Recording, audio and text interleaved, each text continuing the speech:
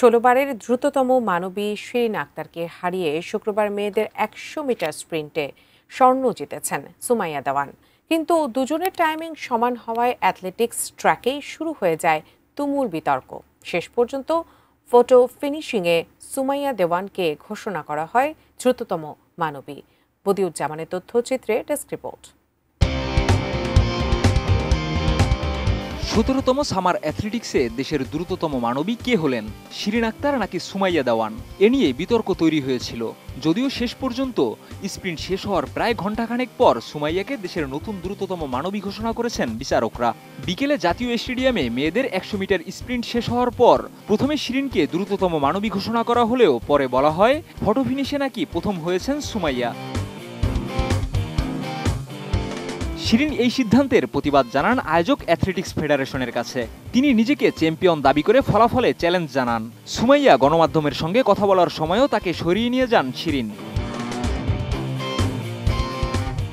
যদিও অনেক বিতর্কের পর শেষ পর্যন্ত সুমাইয়াকেই দ্রুততম মানবী ঘোষণা করেন বিচারকেরা। এ নিয়ে দ্বিতীয়বার জাতীয় চ্যাম্পিয়ন হলেন সুমাইয়া। তিনি সময় নিয়েছেন ১২.19 সেকেন্ড।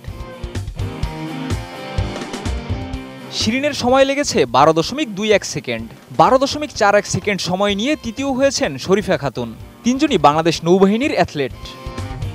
সব মশার বিরুদ্ধে সুরক্ষা দিতে এলো বসুন্ধরা এক্সট্রিম অ্যারোসল। মশার বিরুদ্ধে এক্সট্রিম সুরক্ষা।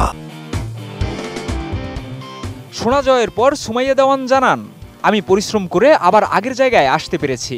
এজন্য সর্বপ্রথম ধন্যবাদ জানাতে চাই নৌবাহিনী, বিকেএসপি, কোচ ও পরিবারকে আমার পাশে থাকার জন্য। আমার পরিশ্রম সফল হয়েছে। আরও কঠোর পরিশ্রম করে সামনে এগিয়ে যেতে চাই। আলহামদুলিল্লাহ, আমি হাজার হাজার শুকরিয়া করি যে আমি পরিশ্রম করে আমি আমার আবার আগের জায়গায় আসতে পেরেছি। আর সর্বপ্রথম ধন্যবাদ জানাই হচ্ছে আমার কোচ, নৌবাহিনী, বিকেএসপি, সবাইকে ধন্যবাদ জানাই। আমার ফ্যামিলিকে ধন্যবাদ জানাই আমার পাশে থাকার জন্য। আমার পরিশ্রম যে এতদিনে সফল হয়েছে, আমি আরও সামনের দিকে এগিয়ে যেতে চাই। এই পরিশ্রমটাকে আরও কঠোর পরিশ্রম করে ভালো জায়গায় যেতে। এবার দ্রুততম মানবী হতে আত্মবিশ্বাসী ছিলেন বলেই জানান তিনি। আশা করেন সামনে এসএ গেমসে অবশ্যই ভালো কিছু করার, আরও পরিশ্রম করে বাংলাদেশকে ভালোভাবে প্রতিনিধিত্ব করার।